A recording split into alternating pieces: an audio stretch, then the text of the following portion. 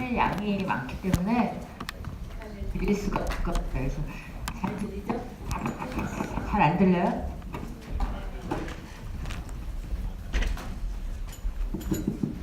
이제 들리세요? 네. 그냥 수업을 시작할게요. 저는 대하리학과 부천성모병원에 있고 여러분의 한 33년 정도 선배인 김혜원이라고 합니다. 만나서 반갑고요.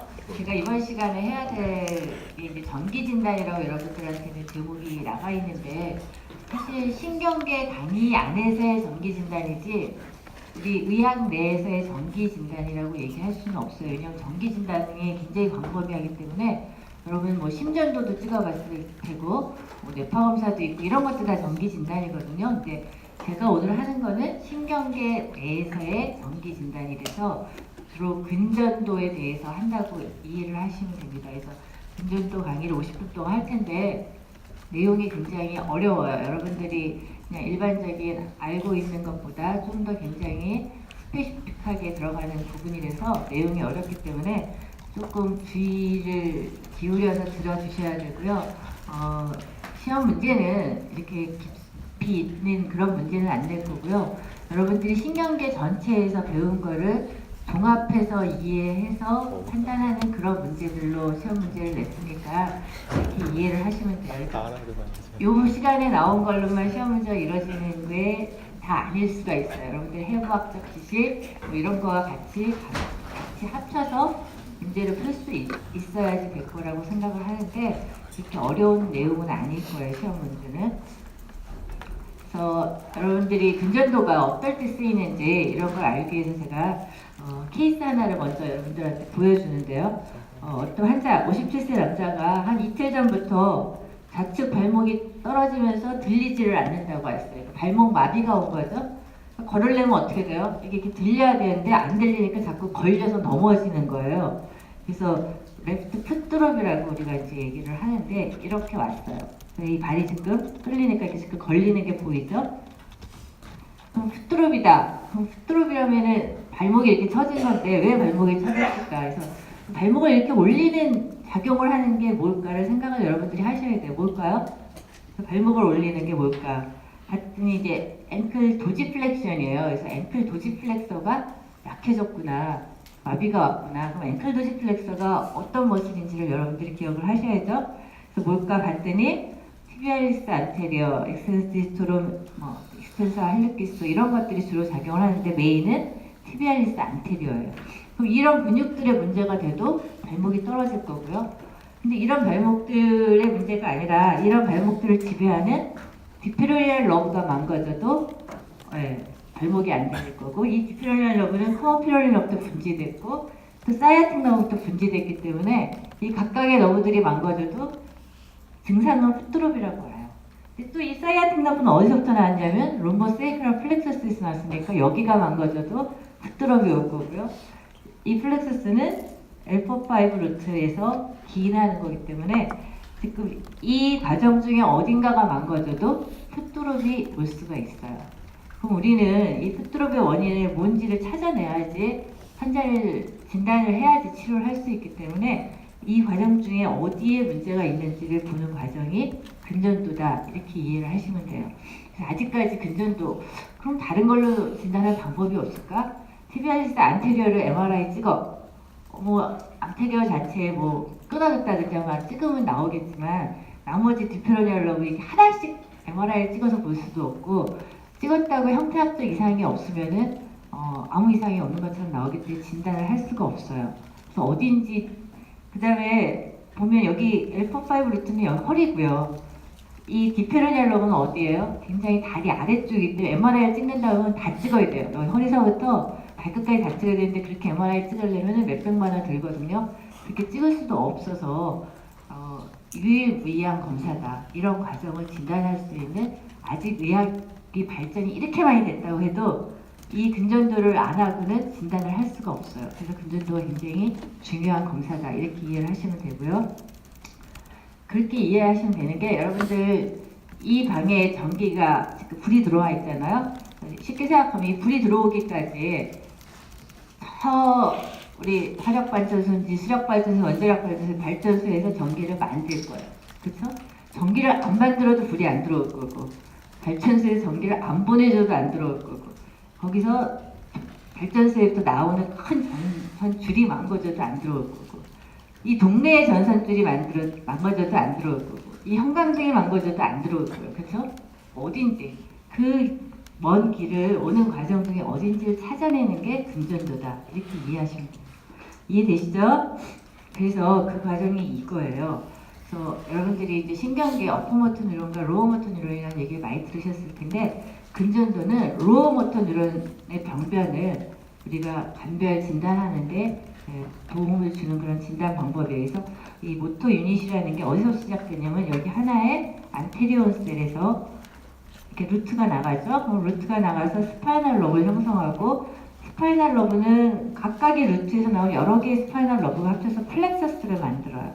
그래서 플렉서스에서는 또 각각의 여러 가지 페리페럴 러브가 분리되고, 각각의 그 페리페럴 러브는 여러 개의 머슬을 우리가 지배를 하고 있어요. 그래서 이 하나의 안테리온스에 하나의 모토뉴런부터 이 오는 과정 중에 다 문제가 돼도 이 근육은 안 움직일 텐데, 그 어디서 문제가 됐는지를 찾아내는 과정이다. 그래서 하나의 모터 유닛이 굉장히 중요하고요. 우리가 여기서부터를 로어 모터 뉴런이라고 봐요. 안테리오 홀스테부터. 그래서 이쪽에 모터 뉴런이 있고 뒤쪽에 포스테리온에는 센서리 루트가 나가고 있죠. 그래서 여기 합쳐서 스파이널 러브가 되는데, 여기서부터의 과정이고, 스파이널 코드와 브레인은 어퍼모터 뉴런 레전이기 때문에 여기에 문제가 있을 때는 우리가 근전도로 진단이 불가능하다. 그러니까 풋드롭이 사실은 브레인의 문제나 스파이널 코드의 문제로도 풋드롭이 올 수는 있어요. 하지만 거기가 의심이 될 때는 근전도로 해서는 아무 우리가 진단을 할 수가 없다. 그거를 기억을 하셔야 돼서 제가 이렇게 색깔을 달리해서 표시해놨기 때문에 우리가 하는 건 이 과정이다. 그래서 지금까지 얘기한 것들 이제 우리가 정의를 내려오면은 주로 EMG하고 이버트 포텐셜 스터디에 대해서 제가 얘기를 하는데, 우리 몸엔 여러분들이 전류가 흐른다는 거 알고 계시죠? 생략 시간에 아마 많이 들으셨을 거예요. 그래서 레스팅 멤브레인 포텐셜 같이 전류가 흐르기 때문에 그 전류를 잡아서 이 전류가 정상 전류인지 비정상 전인지를 확인하는 것이고, 또 정기적 자극을 가하면 어떻게 됐어요? 어떤 전이가 다시 형성이 될 거예요. 그 전이를 보고 이게 정상 소견이냐 비정상 소견인가를 보고서는 우리가 진단하는 방법이 근전도다. 하지만 우리 몸에 이 큰 신체에 전류가 다 흐르는데 거기마다 다 전기자극을 가할 수도 없고, 모든 너브를 다 검사할 수도 없고, 모든 머슬을 다 검사할 수가 없어요. 그렇죠? MRI도 우리 머리부터 발끝까지 찍지만 그래도 그거는 크죠? 뭐 흉부 찍고 복부 찍고 이렇게 크게 찍을 수 있는데, 근전도는 하나의 너브 하나의 머슬 각각을 검사해야 되기 때문에 다 검사할 수가 없어요. 그래서 우리가 제일 중요한 거는 클리니컬 임프레션이 굉장히 중요해요. 그래서 임상적으로 내가 피지컬 이기제미네이션을 하고 뉴럴로직 이기제미네이션을 해서 이 환자가 어느 진단에 가까울 것이다 하면 그 너브를 검사하고 그 머슬을 검사를 해야지 전체를 다 검사할 수 없다는 그런 문제점이 있기 때문에 클리니컬 이기제미네이션을 갖다가 우리가 확인하는 방법으로서 사용을 하는 것이, 환자의 아무 피지컬 뉴럴로직 이기제미네이션 없이 그냥 근전도가 의뢰돼서 근전도를 전체를 다 할 수는 없다. 기억을 하셔야 돼요. 그래서 우리 신경계에서 전기진단 분야에는 이런 것들이 이렇게 있어요. 그래서 너브 컨덕션 스터디와 EMG라고 얘기를 하는데, 여기서는 제가 협의 EMG라고 얘기를 했고요. 너브 컨덕션 스터디는 센서리 컨덕션 할 수 있고, 모토도 할 수 있고, 믹스트, 리플렉스 이런 컨덕션 스터디를 할 수 있고요. 그다음에 이거는 한 번 자극해서 검사하는 방법이고, 이거는 반복적으로 자극해서 검사하는 방법이고, 이거는 이제 오토노믹 너브를 검사하는 방법이에요. 그래서 이런 것들을 검사를 할 수가 있고요. EMG라는 거는 니들 EMG라고 우리가 얘기를 하는데, 니들을 찔러서 검사하는 방법인데 이렇게 여러 가지들이 있지만, 이 밑에 검정색으로 쓰여 있는 것들은 거의 임상에서는 하지 않고 있고요. 그냥 연구 단계로 하고 있는 거다 이렇게 생각하시고, 우리가 임상에서 환자를 직접 진단할 때 필요한 EMG는 컨벤셔널 니들 EMG를 통해서 하고 있고요. 그다음 이버크트 포텐셜 스터디를 해갖고, 이거는 이제 아까는 로어 모터 뉴런을 본다는데 이거는 로어 모터 뉴런뿐만 아니라 어퍼 모터 뉴런을 봐요. 그래서 어디토리 이보크트 비주얼, 그래서 우리 브레인에서 레코딩을 하는 그런 방법이기 때문에 이런 것들도 같이 하고 있다. 이렇게 그냥 아시는데, 우리가 근전도가 의뢰됐다 그러면은 일반 임상가들, 내과 선생님, 뭐 정형외과 선생님, 신경외과 선생님, 뭐 신경과 선생님 근전도를 의뢰한다면은 요거를 해달라 하는 뜻으로 이해를 하시면 되고요. 광의의 EMG는 요 너브 컨덕션 스터디와 컨벤셔널 니들 EMG가 합쳐서 시행이 되고 있어요. 그래서 요거 하나만 검사해서도 진단이 안 되고요. 요거 하나만 검사해서 진단이 안 돼요. 요 두 가지를 같이 검사해서 종합해서 판단한 것이 진단 가치가 있기 때문에 우리가 하는 거는 요 과정이다. 이렇게 이해를 하세요.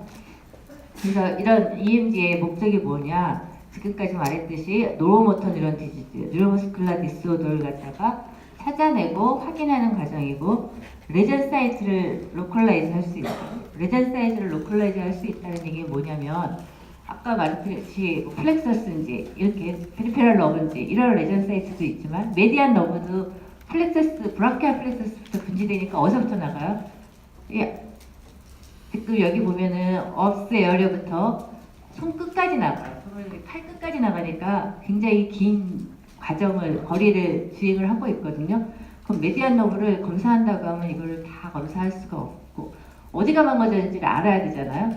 우리가 수술을 할래든지 뭘 할래도 여기서도 팔을 전체를 다 째고 볼 수는 없잖아요. 그렇죠? 그래서 그런 어디가 망가졌는지를 알려주기 위해서 엘보인지, 포암인지, 리스트인지, 악실라인지 이거를 레전 사이트를 메디안 너브가 망가졌지만 리스트에서 망가졌습니다. 이 사람은. 이걸 가르쳐주면 저희과 선생님이 국인만 열어서 우리가 수술을 해줄 수도 있고, 그렇기 때문에 레전 사이트를 로컬라이즈 하는데 도움을 준다.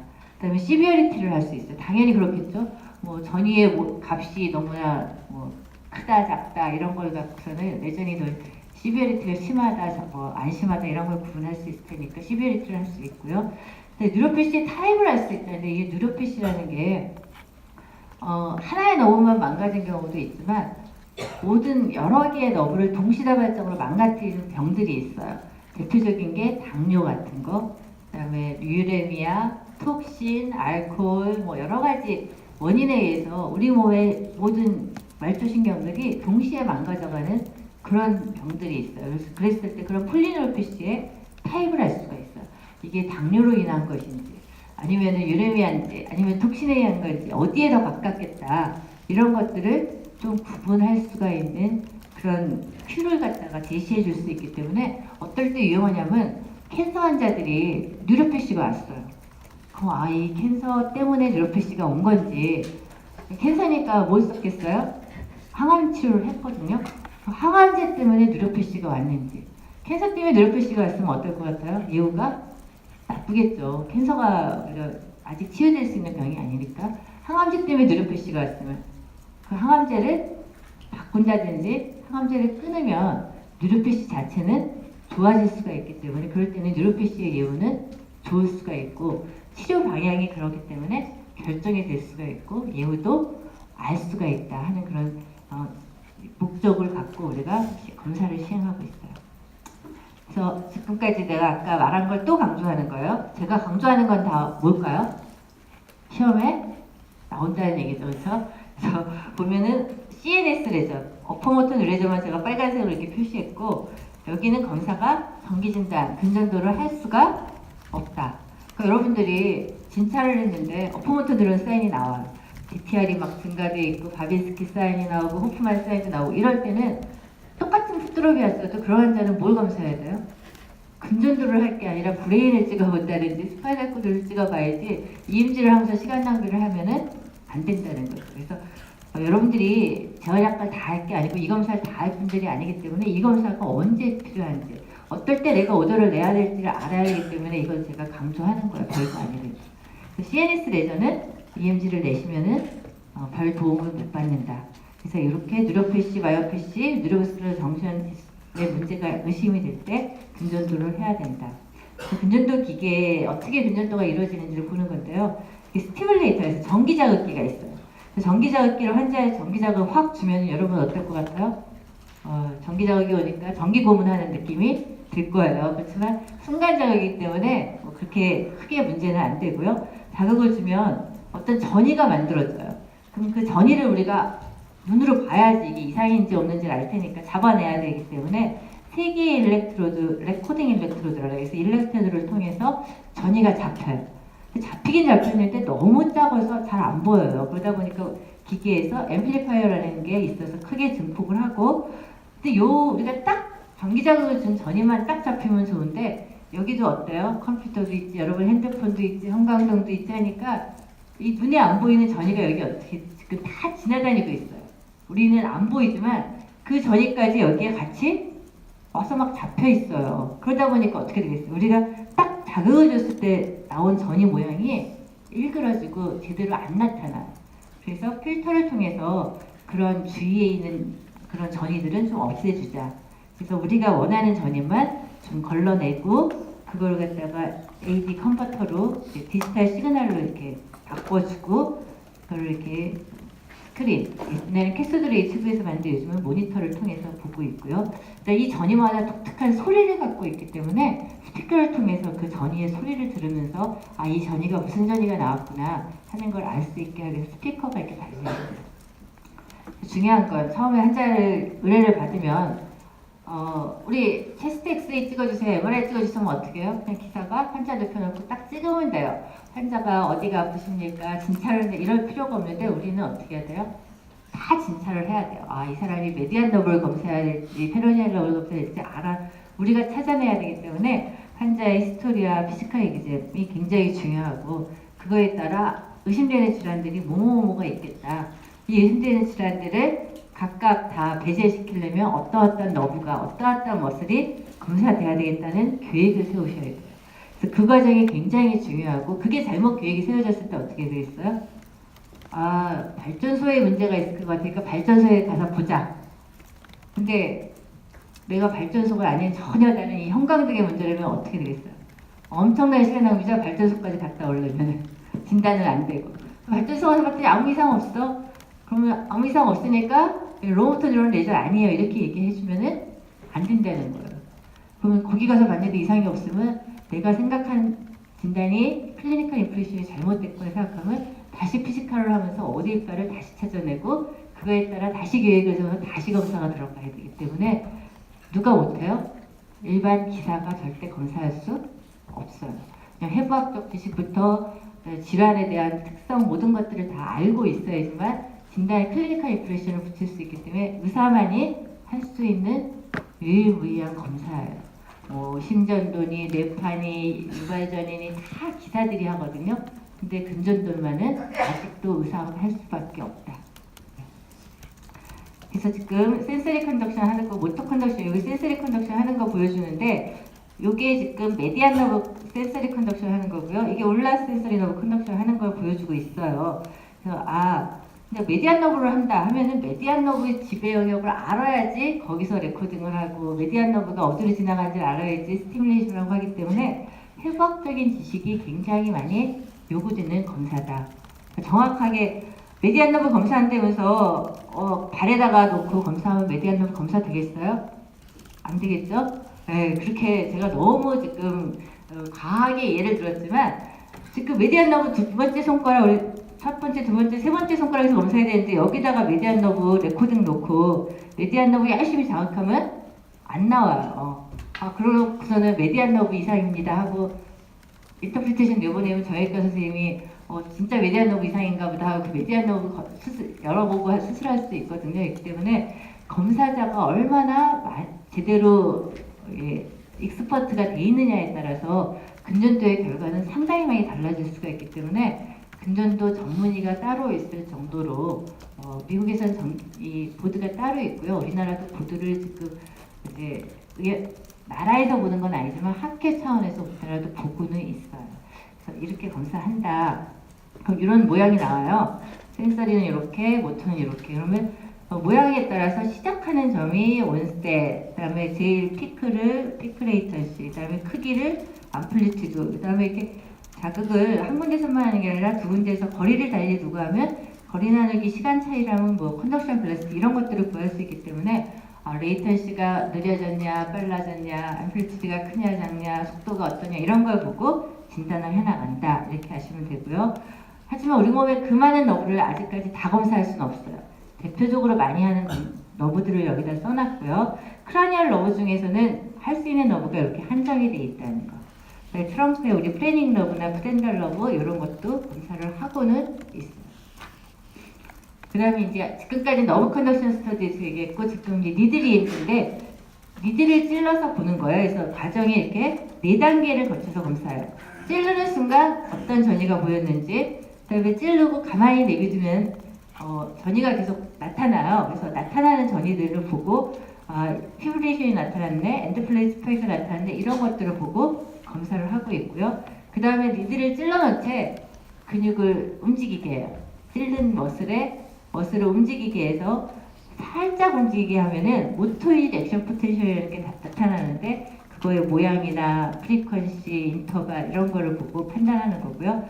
그 다음에 최대 수축, 있는 힘껏 힘을 다 주게 하면 이렇게 나타나서 이 인터퍼런스 패턴이 모든 MDF가 동원이 되는지 안 되는지 이런 걸 보고 판단하는 4가지 과정을 통해서 침 근전도 검사를 하고 있고요. 제가 여기 엔드플레이트 노이즈 요거는 파란색으로 했고 요거는 나머지는 빨간색으로 썼어요.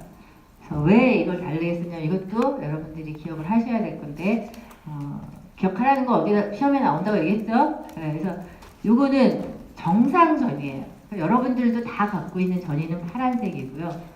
정상이라면 안 나타나는 전이들이야 이것들은 빨간색. 그래서 어떤 머슬에서 검사를 했더니 이런 포텐셜이 나타난다.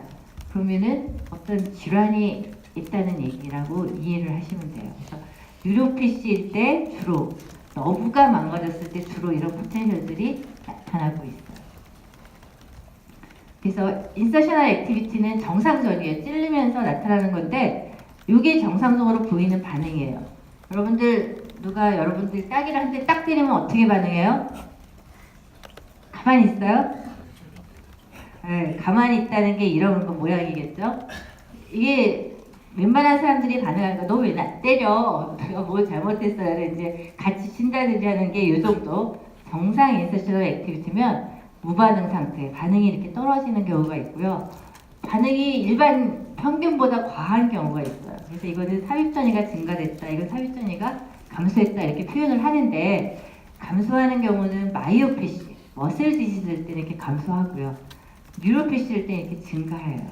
그래서 이것만 보고도 이 환자는 마이오패시의 가능성이 크구나, 뉴로패시의 가능성이 크구나 이제 하나씩 인프레션을 좁혀나가는 과정이라고 생각하면 되고요. 아까 엔드플레이트 노이즈는 정상 유발전이라고 했죠. 우리 몸 니들을 꽂으면 다 보이는 그런 것들이고요. 요거는 비정상전인데 모양을 보고 포지티브, 요건 피브릴레이션, 요건 파시큘레이션이라고 얘기하는데 얘랑 모양이 어때요?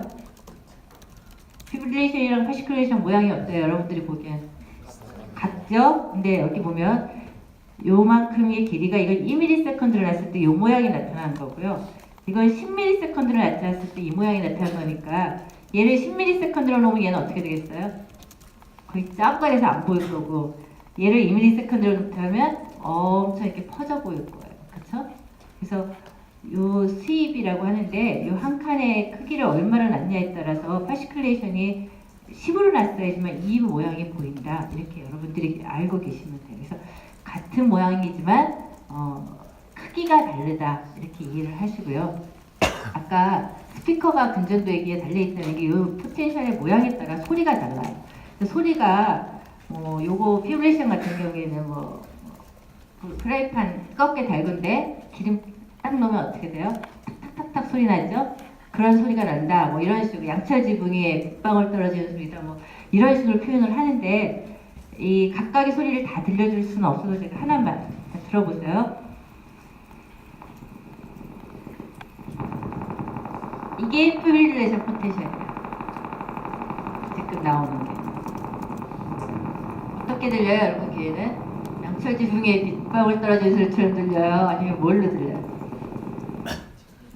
그래서 이렇게 소리가 특징적인데 근전도를 많이 하기 전에는 이 소리만 듣고 판단하기에는 오다 딱 잡아내기는 어려워요. 근데 많이 하다 보면 소리만 듣고도 포텐셜 모양을 알 수 있고 이렇게 또 다른 이런 전이들도 있다 하는 것만 여러분들이 기억하시는데 정상전이냐 비정상전이냐 여러분들은 그 정도만 기억하시고요. 이런 모양 같은 경우에는 어떤 소리가 나냐면 오토바이 시동 걸 때 어떻게 나죠? 부릉 부릉 이 소리죠.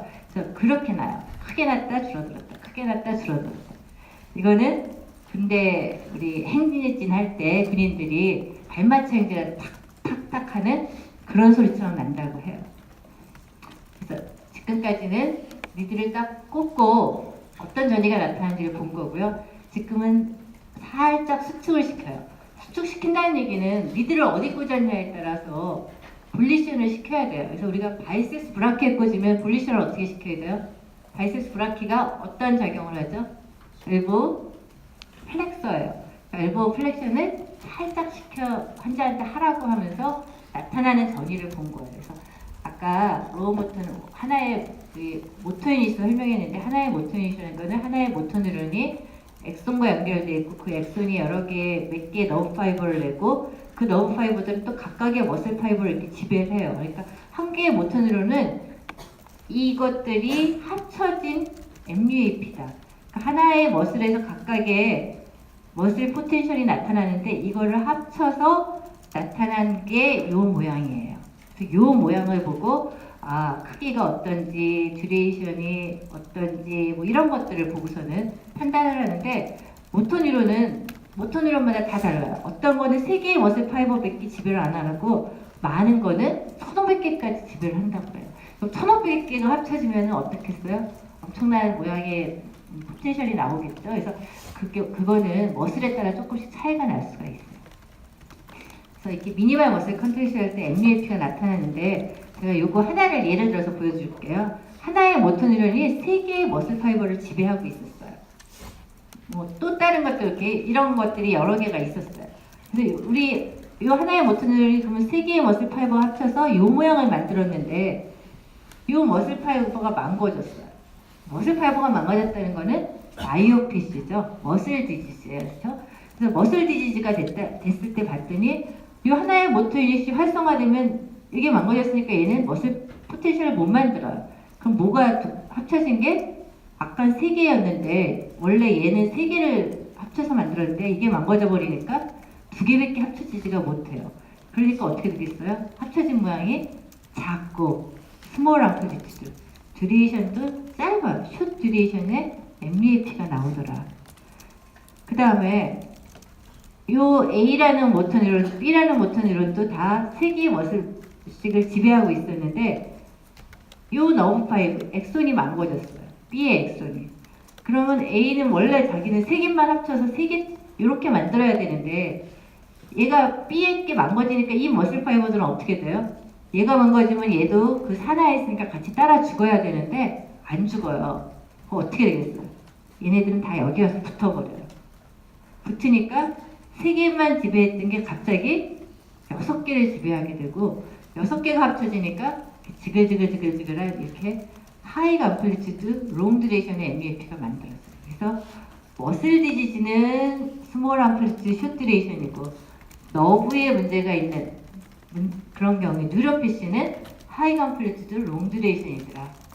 그래서 미니멀 컨트랙션 했을 때 이런 차이를 보이기 때문에 머슬의 디지즈겠구나, 너브의 디지즈겠구나 이거를 감을 잡을 수가 있다. 보여주는 거예요. 그래서 이게 머슬 파이버가 이렇게 많이 망가졌을 때 마이오피시, 엑손이 망가졌을 때 이렇게 옆에 끝에 와서 다 붙기 때문에 뉴로피시. 이제 강론인데요. 아까 모터 뉴런부터 시작해서 머슬 파이버까지의 과정 중에 어딘가를 본다 그랬어요. 그래서 모터 뉴런 디지즈가 그럼 뭐가 있나 했더니 이런 질환들이 모터 뉴런 디지즈인데 여기가 망가진 거죠. 그래서 여기를 망가졌을 때 봤더니 너무 컨덕션 스테이지는 다 정상이에요. 왜 정상일까? 너무 컨덕션 스테이지는 여기서 검사를 하고 있거든요. 여기서. 네? 아이고. 요만큼만 검사를 하기 때문에 여기까지 올라가서 검사를 안 해요. 그러다 보니까 병변이 여기니까 여기서 검사한 거는 정상을 보일 수가 있어요.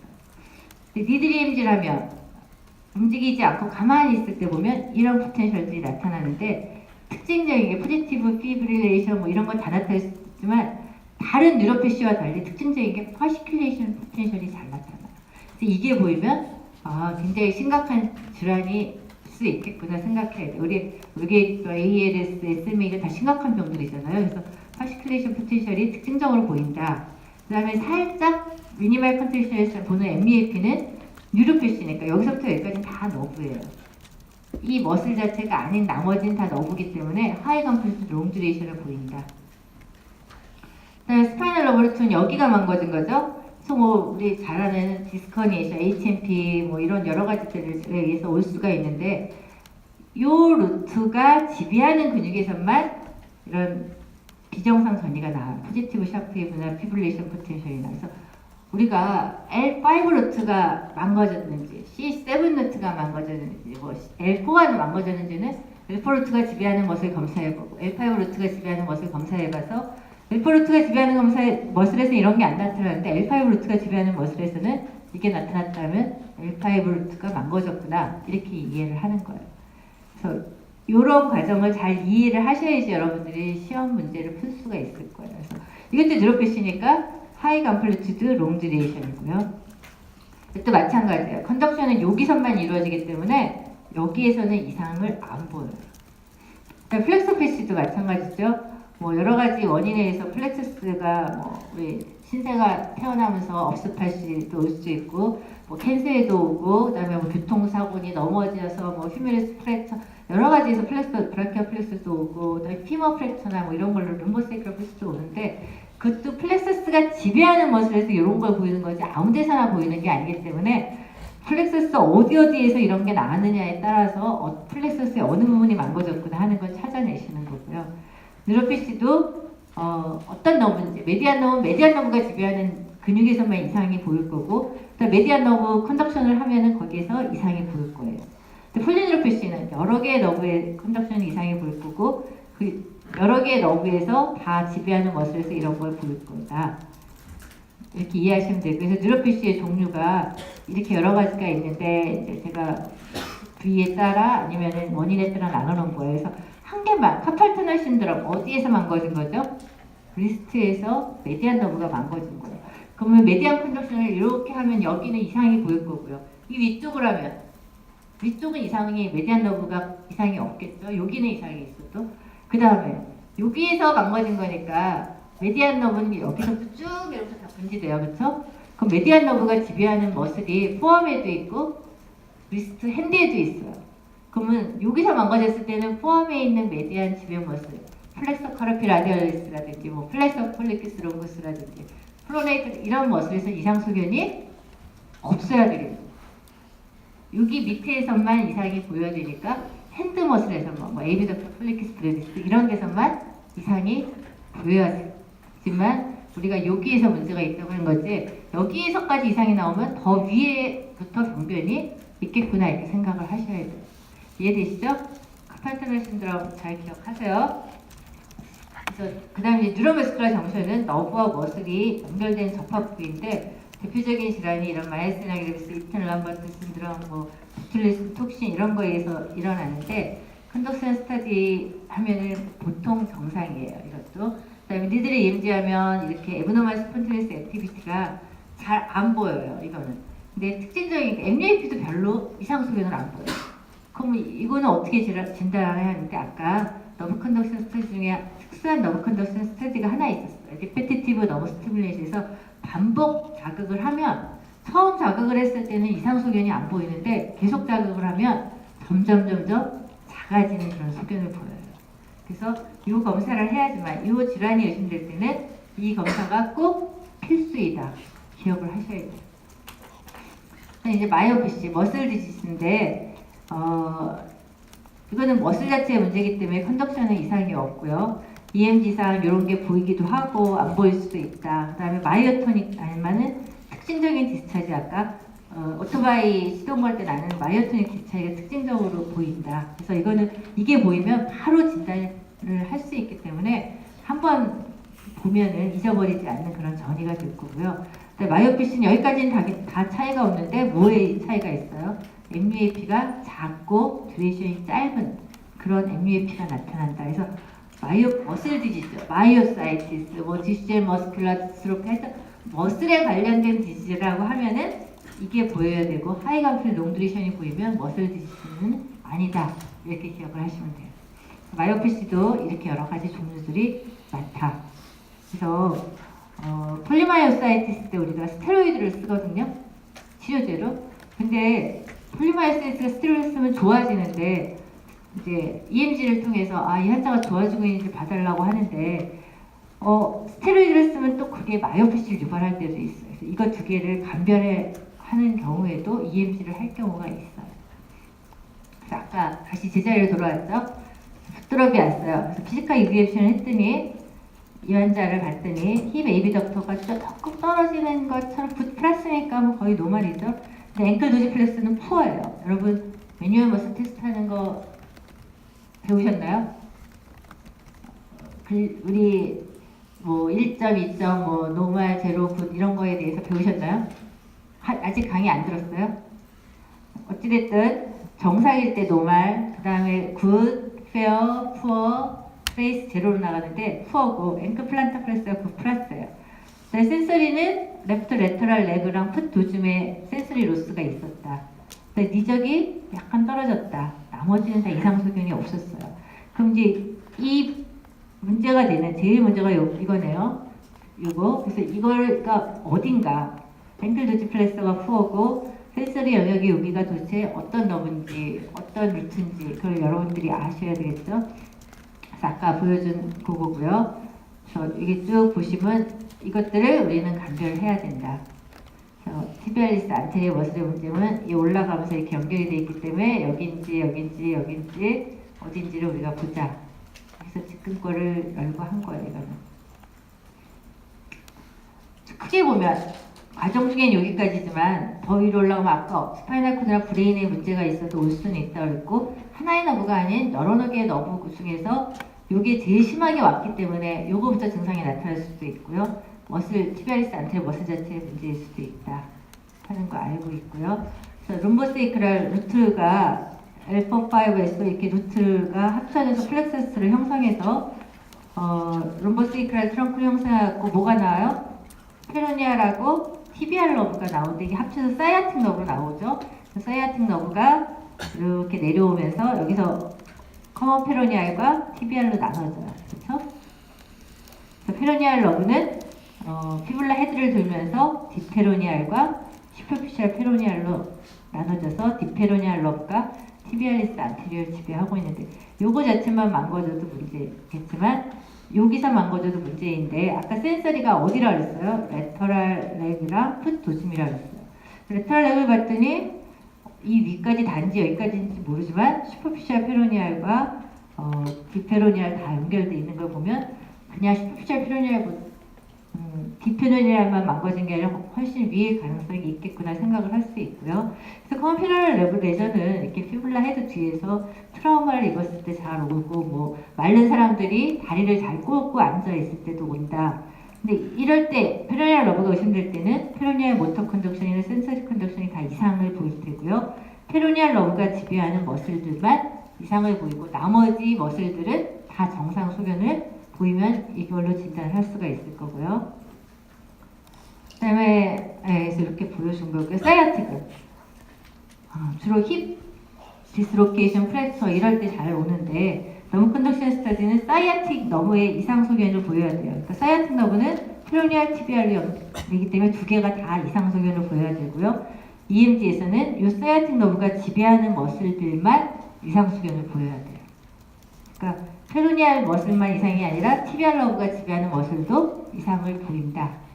룸보세이크랄 플러스는 이렇게 L4에서 S3 러브가 형성을 하고 있고요.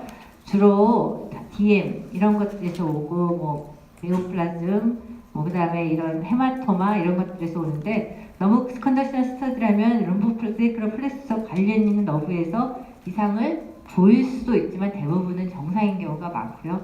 EMG는 이 룸보세이크랄 플렉서스에 관련된 모든 머슬에서 이상이 나와야 되기 때문에 펠빅 머슬, 룸보세이크랄 플렉서스가 이 펠비스, 뭐 글루테우스, 메디우스, 막시무스 뭐 이런 것까지 다 지배를 하기 때문에 그런 걸 포함한 머슬에서 다 이상 소견이 보이면 룸보세이크랄 플렉서스 레전이다 이렇게 얘기할 수 있고요. 이 루트는 L5 레트리클 패시가 가장 많아요. 우리 L4, 5, HMP가 가장 많기 때문에 여기에서 가장 많이 문제가 되는데 주로 컨덕션 스터디를 하면 아까 다 정상이라고 했어요. 그렇죠? 특히 감각신경은 정상이어야 돼요.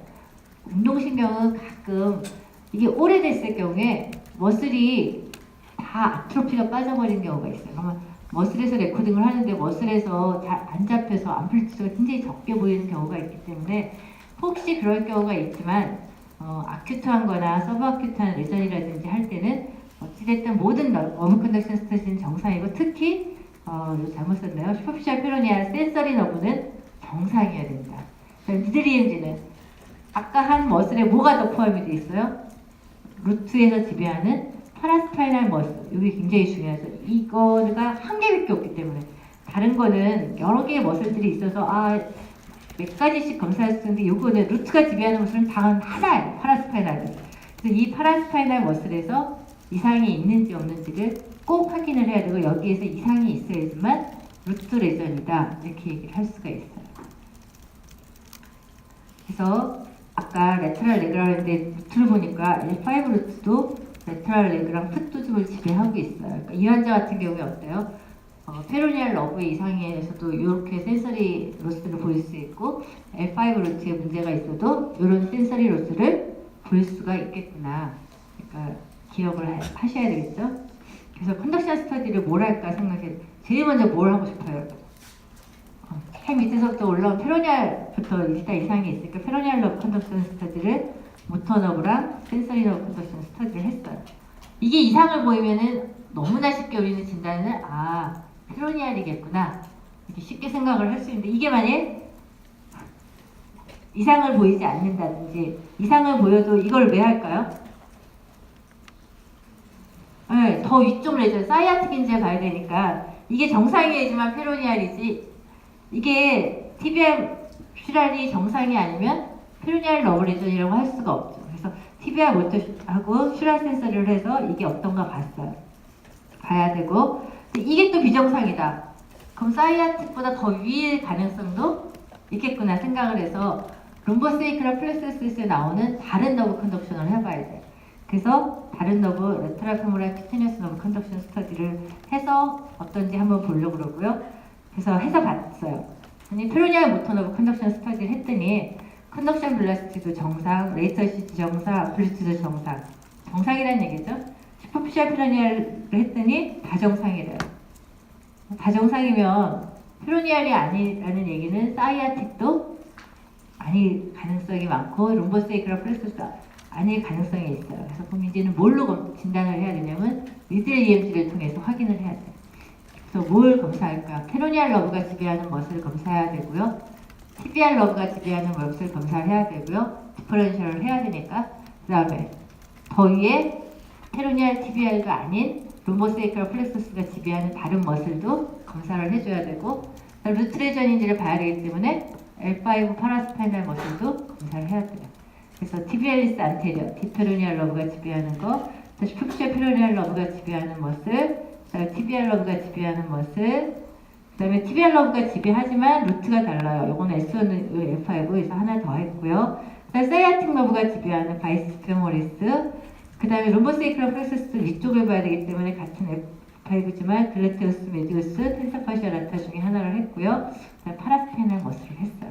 요거 나오는 거에 따라서 우리는 어디 있겠구나 하는 거를 생각을 해야 되겠죠. 그래서 봤더니 비정상 전이가 어디서 나타났냐면 이렇게 나타났대요. 그럼 어딜까요? 어디겠어요? 네. 파라스파이널리스는 유일무이하다 그랬죠?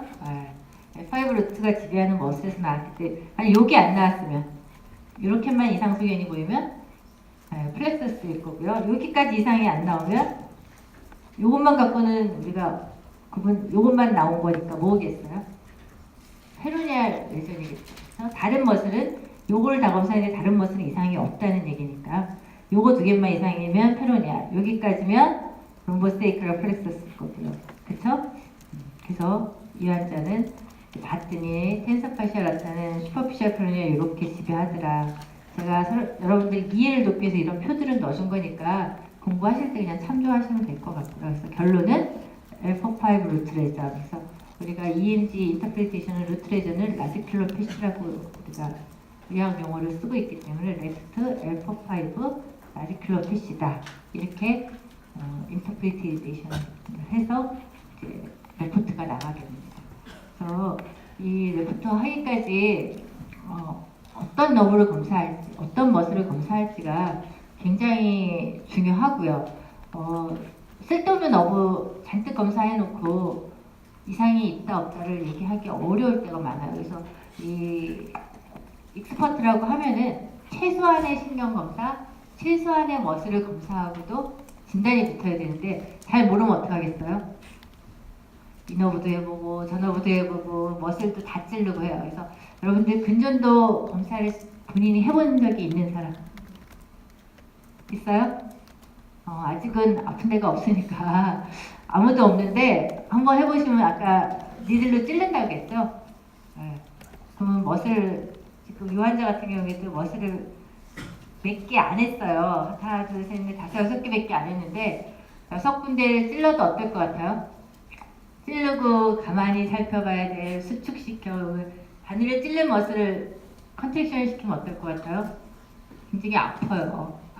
그러다 보니까 어떻겠어요? 머슬을 많이 하면 할수록 환자들은 고통스럽겠죠. 그렇죠? 컨덕션도 마찬가지예요. 전기자극을 전기구문 같다 했잖아요.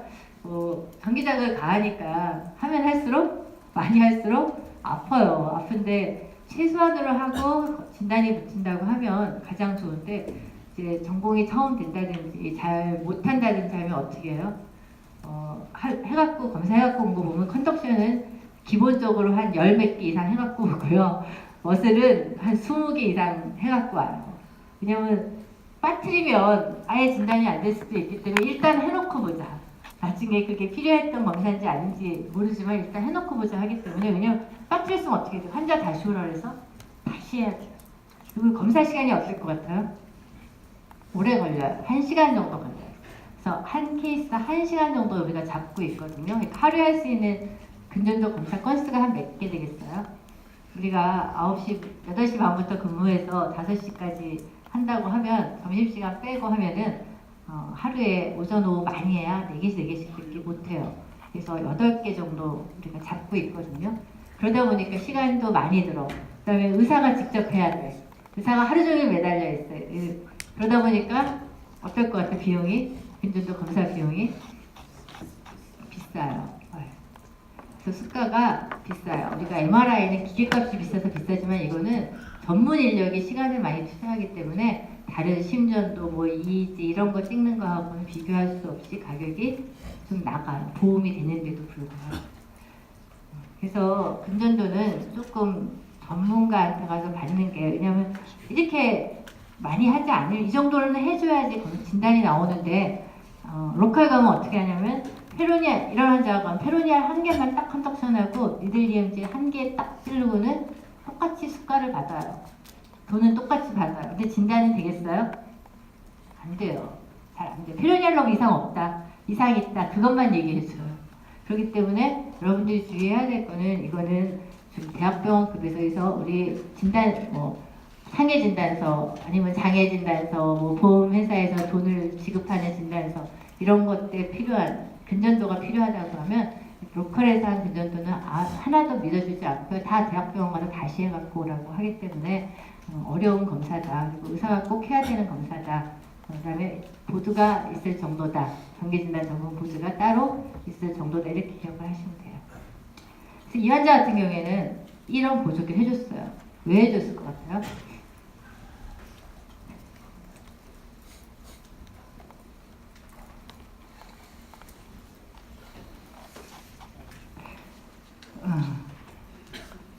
풋드롭인데 여기서 망가졌으면 요만큼만 자라나오면 돼요.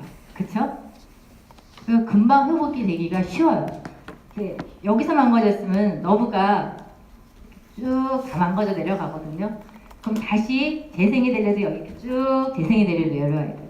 여기서부터 다리까지 재생이 되려면 기간이 하루에 한 1mm 자란다고 되어 있어요. 그럼 얼마나 걸릴까요? 상당히 오래 걸리고요. 끝까지 다 자라나가주면 너무나 고마운데 그렇지가 않고 우리 나뭇가지도 아주 뿌리부터 망가지면 옛날만큼 그게 다 자라나가기가 힘든 것처럼 이것도 마찬가지예요. 여기서 망가지면 끝까지 다 안 자라나가고 중간에 멈추는 경우가 많아요. 그래서 풋드롭이 좋아지지 않고 영구장애로 가는 경우가 많기 때문에 이런 할아버지한테 계속 발을 끌면서 그러면은 낙상의 위험 여러 가지가 있어서 보조기를 신고 풋드롭이 막아주는 역할을 하는 보조기를 해줄 수밖에 없어요. 그래서 치료도 여기서 망가졌다고 하면 조금만 기다리면 그래도 어느 정도 좋아질 테니까 조심해서 걸으세요 이렇게 얘기하는데 여기라고 하면은 아예 처음부터 그런 보조기를 우리가 해주고 있어요. 시간 맞춰 끝낸 것 같은데 혹시 이해 안 되거나 질문 있으세요? 어려워요? 중요한 거는 여러분들이 해박적 지식을 잘 같이 여기에 컴바인해서 생각을 하셔야 되고 뉴럴로지 이지미션을 잘 해야지만 임프레션을 이렇게 제가 지금 쭉 열거해서 이렇게 보여줘서 쉽지 이거를 생각해내는 거를 혼자 스스로 해야 된다는 거를 기억을 하셔야 돼요.